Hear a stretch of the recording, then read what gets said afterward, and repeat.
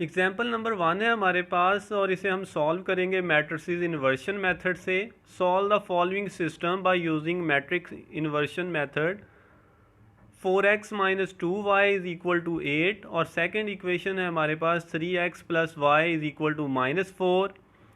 Student हमारे पास solution है। फर्स्ट स्टेप, सबसे पहले हमने दी गई इक्वेशंस में से अगमेंटेड मैट्रिक्स निकालने हैं, यानी उन इक्वेशन में से बनने वाले मैट्रिसेस को लिखना है। तो कोफिशिएंट के मैट्रिक्स को लग करेंगे। स्टूडेंट ये याद रखिएगा, अगर किसी कोफिशिएंट के साथ माइनस का साइन हो तो वो आपने एज इट साथ लिखना है। बेसिकली हमारे पास जो जनरल फॉर्म ऑफ इक्वेशंस है उसमें ए बी और सी डी के साथ प्लस के साइंस लगे हैं, लेकिन अगर कभी किसी क्वेश्चन में माइनस का साइन आ जाए तो वो आपने कोफिशिएंट के साथ लिखना है। तो यहाँ देखिएगा, फर्स्ट इक्वेशन है उसके कोफिशिएंट है 4 एंड -2 और सेकंड इक्वेशन है उसके कोफिशिएंट है 3 एंड 1। ये जो y लिखा है y का कोफिशिएंट 1 होता है। स्टूडेंट जिस रकम का, जिस वेरिएबल का कोफिशिएंट ना हो उसका कोफिशिएंट 1 होता है और उसकी पावर भी फिर 1 होगी अगर उसकी पावर ना दी जाए। तो यहाँ फिलहाल हम उसका लिख रहे हैं कोफिशिएंट, तो y का कोफिशिएंट हमारे पास 1 है। हमारे पास ये स्क्वायर मैट्रिक्स बनेगा 4 -2 3 एंड 1। इसके बाद हम लिखेंगे वेरिएबल्स का मैट्रिक्स, वो हमारे पास है x एंड y और उसको हम कॉलम की शक्ल में लिखेंगे। कॉलम मैट्रिक्स है हमारे पास x y is equal to, इसके बाद हमारे पास कॉन्स्टेंट्स का मैट्रिक्स है 8 एंड -4। जी ये तो फर्स्ट स्टेप हो गया हमारा कि दी गई इक्वेशंस में से हमने अगमेंटेड मैट्रिक्स जो है वो निकाल कर लिखने हैं। सेकंड जो स्टेप है हमारे पास, द कोफिशिएंट ऑफ मैट्रिक्स, जो हमारे पास मैट्रिक्स का कोफिशिएंट होता है, कोफिशिएंट्स होते हैं, उनका हमने लेना है इन्वर्स। तो इन्वर्स फाइंड करने के लिए सबसे पहले हमें उस मैट्रिक्स का मॉड चाहिए होता है, हमें उस मैट्रिक्स का मॉड रिक्वायर्ड होगा। तो ये हमारे पास हमने उसका नाम रखा है m। तो m जो है वो नॉन सिंगुलर होना चाहिए, फिर ही हम उसका इन्वर्स फाइंड कर सकते हैं। स्टूडेंट एक्सरसाइज 1.5 में हम सीख चुके हैं कि सिर्फ उसी मैट्रिक्स का इन्वर्स पॉसिबल होता है जो नॉन सिंगुलर हो।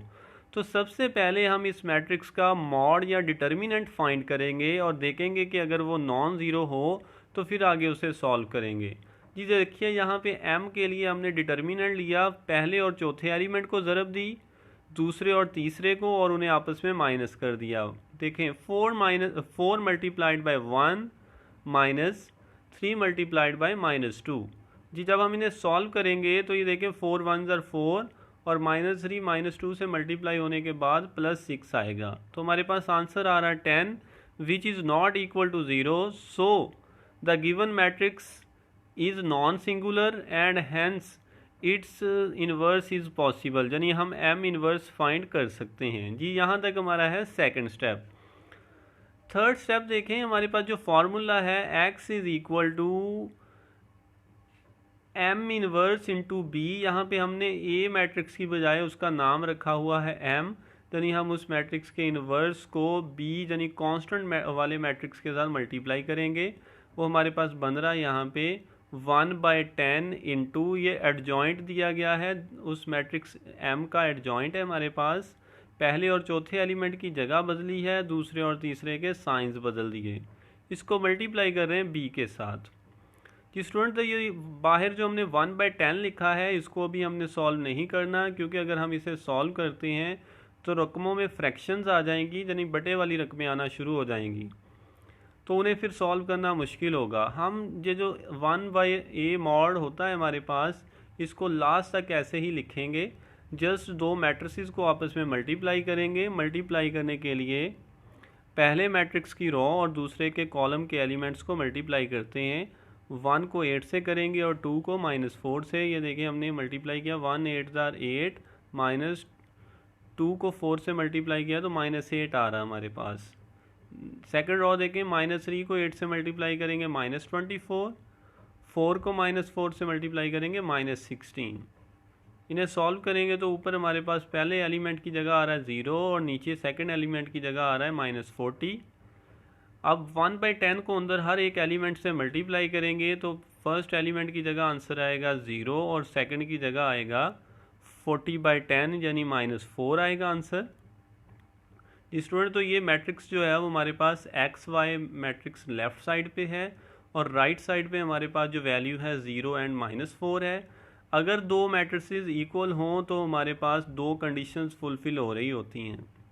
Bye the definition of equal matrices, two matrices are said to be equal if their order is same, अगर उनका ऑर्डर सेम हो, और their corresponding entries are same, यानी उनके आमने सामने के एलिमेंट्स बराबर हों। तो स्टूडेंट ये जो दो मैट्रिक्स हैं हमारे पास गिवन है कि वो इक्वल हैं, इट्स मीन कि उनका ऑर्डर भी सेम होगा और उनके कोरस्पॉन्डिंग एलिमेंट्स जो होंगे यानी आमने सामने के अरकान वो भी आपस में इक्वल होंगे। तो फर्स्ट एलिमेंट जो x है वो 0 के इक्वल होगा और सेकंड एलिमेंट जो है y वो -4 के इक्वल होगा। तो हमारे पास सेट ऑफ इक्वेशंस का सोल्यूशन आ गया है, x is equal to 0 and y is equal to -4। जी ये हमारे पास सोल्यूशन है एग्जाम्पल नंबर 1 का। जी इसके बाद हमारे पास एक्सरसाइज है 1.6 और क्वेश्चन नंबर 1 है यूज़ मैट्रिसेस इफ़ पॉसिबल, यानी अगर उनको सॉल्व करना पॉसिबल हुआ तो। To solve the following system of linear equations by, first जो है वो हम मेथड यूज़ करेंगे मैट्रिसेस इन्वर्शन मेथड, और सेकंड जो है वो हम उसे क्रैमर रूल से हल करेंगे। स्टूडेंट आज हम एक्सरसाइज 1.6 का क्वेश्चन नंबर 1 जो है वो मैट्रिक्स इन्वर्शन मेथड से करेंगे, यानी ज़रबी माकूस के तरीके से करेंगे। सेकंड पार्ट के अंदर जो है वो हम क्रैमर रूल को डिस्कस करेंगे नेक्स्ट लेक्चर में। तो फिलहाल हमारे पास जो है मेथड है वो कालमों का ज़रबी माकूस है, यानी हम मैट्रिक्स इन्वर्शन मेथड यूज़ करेंगे। क्वेश्चन नंबर 1 है और इसका हम पार्ट सॉल्व करने जा रहे हैं फर्स्ट। तो फर्स्ट पार्ट की वैल्यूज़ दी गई हैं हमारे पास 2x - 2y is equal to 4 और सेकेंड इक्वेशन दी गई है 3x + 2y is equal to 6। चलिए हमारे पास दो इक्वेशंस गिवन हैं, हम इन इक्वेशंस को लिखेंगे सोल्यूशन में। और सबसे पहला स्टेप हमारा ये है कि हम इन इक्वेशंस में से एगमेंटेड मैट्रिक्स निकाल के लिखेंगे, यानी इनसे बनने वाले मैट्रिसेस को लिखेंगे। पहला मैट्रिक्स स्टूडेंट लिखते हैं कोफिशिएंट्स का। तो फर्स्ट इक्वेशन में कोफिशिएंट है 2 एंड -2, सेकेंड इक्वेशन में हमारे पास कोफिशिएंट है 3 एंड 2, और सेकंड मैट्रिक्स हम लिखते होते हैं वेरिएबल्स के लिए। तो वेरिएबल का मैट्रिक्स हमारे पास है x and y is equal to हमारे पास कॉन्स्टेंट्स का मैट्रिक्स है 4 एंड 6। जी स्टूडेंट तो हम इन मैट्रिसेस के नाम रखते हैं। जो कोफिशिएंट का मैट्रिक्स है उसका नाम हम रखेंगे कैपिटल A, वेरिएबल्स का जो मैट्रिक्स है उसका नाम रखेंगे कैपिटल X, और लास्ट पे जो हमारे पास कॉन्स्टेंट्स का मैट्रिक्स होता है उसका नाम रखेंगे B। तो ये हमारे पास इक्वेशन बनेगी ax is equal to b।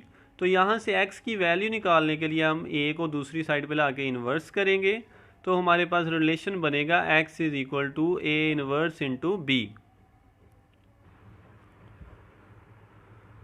जी हमारे पास ये रिलेशन बनेगा x is equal to a inverse into b, और a इन्वर्स फाइंड करने के लिए हमारे पास मेथड है 1/a mod multiplied by adjoint of a। यानी जब हम किसी मैट्रिक्स का इन्वर्स फाइंड करते हैं तो उसके लिए हमें a का डिटर्मिनेंट चाहिए और उसका एडजॉइंट चाहिए। तो सबसे पहले स्टूडेंट हम उसका डिटर्मिनेंट फाइंड करेंगे जिसे हम a मॉड कहते हैं। तो a मॉड हमारे पास होगा 2 - 2 3 एंड 2 का मॉड अप्लाई करेंगे हम, और डिटर्मिनेंट लेने के लिए हम डायगोनल एलिमेंट्स को आपस में मल्टीप्लाई करते हैं, यानी पहले और चौथे एलिमेंट को आपस में मल्टीप्लाई करेंगे, दूसरे और तीसरे एलिमेंट को आपस में मल्टीप्लाई करके उन्हें माइनस कर देंगे। जी तो हमारे पास बन रहा 2 2s are 4 और सेंटर पे माइनस लगाएंगे और फिर -2 को मल्टीप्लाई करेंगे 3 के साथ, तो वो आंसर आएगा +6। ओवरऑल हमारे पास आंसर आ रहा है 4 + 6 is equal to 10। It's mean के जो हमारे पास मैट्रिक्स A है उसका डिटर्मिनेंट उसका मॉड 10 आ रहा है, which is not equal to 0। Hence A जो है वो हमारे पास नॉन सिंगुलर मैट्रिक्स होगा और इसका जो सोल्यूशन है यानी इसका इन्वर्स जो है वो पॉसिबल होगा। तो स्टूडेंट सबसे पहले जो हम सॉल्व करने से पहले हम यही चेक करेंगे कि क्या दिया गया मैट्रिक्स नॉन सिंगुलर है या नहीं है। तो अगर तो वो नॉन सिंगुलर हो तो हम उसको सॉल्व करेंगे यानी उसका इन्वर्स पॉसिबल होगा। अगर वो सिंगुलर आ जाए तो फिर उसका इन्वर्स पॉसिबल नहीं होगा। जी स्टूडेंट यहाँ हमारे पास A मॉड जो है वो 10 के इक्वल है। इसके बाद हम लेंगे adjoint of A। Adjoint of A find करने के लिए हमारे पास मेथड है कि हम डायगोनल एलिमेंट की जगह चेंज करते हैं, यानी पहले और चौथे एलिमेंट की जगह चेंज कर देंगे, दूसरे और तीसरे एलिमेंट के साइन चेंज कर देंगे। यानी डायगोनल एलिमेंट्स की जगह चेंज की जाएगी और नॉन डायगोनल एलिमेंट्स के साइन चेंज किए जाएंगे, तो फिर हमारे पास एडजॉइंट ऑफ ए हासिल होता है। तो एडजॉइंट ऑफ ए हासिल होने के बाद हम इसको फॉर्मूले में पुट करेंगे ए इनवर्स के लिए। A inverse is equal to 1/a mod की जगह लिखेंगे 1/10 और एडजॉइंट ऑफ ए की जगह हम उसकी वैल्यू पुट कर देंगे।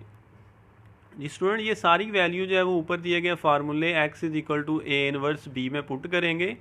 x की जगह उसका मैट्रिक्स लिखा xy, ए इनवर्स की जगह हम वैल्यू लिखेंगे 1/10 इंटू 2, मैट्रिक्स है 2 2 -3 एंड 2, और लास्ट पे b की वैल्यू लिखेंगे, वो मैट्रिक्स है हमारे पास 4 एंड 6। स्टूडेंट, ये जो हमारे पास साइड पे 1/10 है, इसको लास्ट स्टेप में हम हल करेंगे। पहले स्टेप में हम मैट्रिसेस को आपस में मल्टीप्लाई कर लेंगे। तो देखें, मैट्रिक्स है हमारे पास, पहले मैट्रिक्स की रो है और दूसरे का हम कॉलम लेके मल्टीप्लाई करेंगे। 2 को 4 से मल्टीप्लाई करेंगे और फिर जो सेकंड 2 है उसको हम 6 से मल्टीप्लाई करके आपस में ऐड करेंगे। और सेकंड रो के लिए देखें, -3 को मल्टीप्लाई करेंगे 4 से और 2 को मल्टीप्लाई करेंगे 6 से और इन्हें आपस में ऐड कर देंगे। स्टूडेंट, तो ऊपर देखें हमारे पास सोल्यूशन आ रहा है 8 + 12 और नीचे हमारे पास सेकंड रो में सोल्यूशन है -12 + 12। इन्हें मज़ीद हम ऐड कर लेंगे तो हमारे पास 8 + 12 आंसर आ रहा है 20 और -12 + 12 के साथ कैंसिल हो जाएंगे तो आंसर आएगा 0। जी स्टूडेंट, तो इसके बाद जो हमारे पास 1/10 है वो अंदर मैट्रिक्स के साथ एज ए स्केलर मल्टीप्लाई हो जाएंगे। तो 1/10 20 के साथ मल्टीप्लाई होंगे तो आंसर आएगा 20/10 और जब 0 के साथ मल्टीप्लाई होंगे तो आंसर आएगा 0/10। जी, इन्हें सॉल्व करेंगे तो 20/10 की जगह लिखेंगे 2 और 0/10 की जगह लिखेंगे 0। स्टूडेंट, दो मैट्रिसेस आपस में इक्वल है। यहाँ से देखें, लेफ्ट हैंड साइड पे हमारे पास मैट्रिक्स है x एंड y और इसका राइट हैंड साइड पे आंसर आ रहा है 2 एंड 0। जब दो मैट्रिसेस आपस में इक्वल हों तो उसका मतलब होता है पहला एलिमेंट पहले के बराबर है और दूसरा दूसरे के, यानी x की वैल्यू हमारे पास 2 होगी और y की वैल्यू हमारे पास 0 होगी।